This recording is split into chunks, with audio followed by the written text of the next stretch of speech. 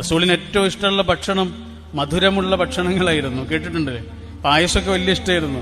ഒരിക്കൽ ആയിഷ ബീവിയും റസൂലുള്ളാഹിയും മാത്രം വീട്ടിലാണ്. ആ സമയത്ത് ആയിഷ ബീവി റസൂലിന് വേണ്ടിയിട്ട് പായസം ഉണ്ടാക്കിക്കൊണ്ടിരിക്കുകയാണ്. റസൂൽ അത് കാത്തിരിക്കുകയും ചെയ്യുന്നുണ്ട്. അവർ രണ്ടാളും മാത്രമേ ഉള്ളൂ. മൂന്നാമതൊരാൾ അങ്ങോട്ട് വരരുത് എന്നവർ ആഗ്രഹിക്കുന്നുണ്ടാവും. പക്ഷെ അങ്ങോട്ടൊരാൾ വന്നു, ഒരു സഹാബി പെൺകുട്ടി. അവരുടെ കയ്യിലൊരു മണ്ണിന്റെ പാത്രം ഉണ്ടായിരുന്നു. റസൂൽ ചോദിച്ചത് എന്താണ് മോളെ? അപ്പൊ അവര് പറഞ്ഞത് സൗദാ ബീവി തന്നതാണ്, പായസമാണ്. റസൂലിന്റെ മറ്റൊരു ഇണ, നമ്മുടെ മറ്റൊരു ഉമ്മയായ സൗദാ ബീവി കൊടുത്തയച്ചതാണ്. പക്ഷെ ഈ സംസാരമൊക്കെ കേട്ടിട്ട് ആയിഷ ബീവി അകത്ത് നിന്ന് പുറത്തേക്ക് വന്നിട്ട് ചോദിച്ചു, എന്താ പാത്രത്തില്? അപ്പൊ റസൂലുള്ള പറയുന്നത്, ഇത് സൗദ കൊടുത്തയച്ച പായസമാണ് ആയിഷ. ചെറിയൊരു വിഷമമുണ്ടായി.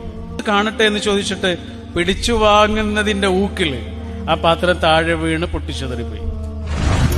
അകത്തേക്ക് പോയി വേറൊരു പാത്രം എടുത്തു കൊണ്ടുവന്ന് ചിന്തിപ്പോയ പായസം കൈകൊണ്ടിങ്ങനെ ഈ പാത്രത്തിലേക്ക് തുടച്ചെടുക്കുന്നതിനിടയിൽ ഹബീബായ റസൂൽ ആ പെൺകുട്ടിയോട് പറഞ്ഞു, മോളൊന്നും വിചാരിക്കരുത് കേട്ടോ, ഉമ്മാക്കൊരു അബദ്ധം പറ്റിയതാണ്.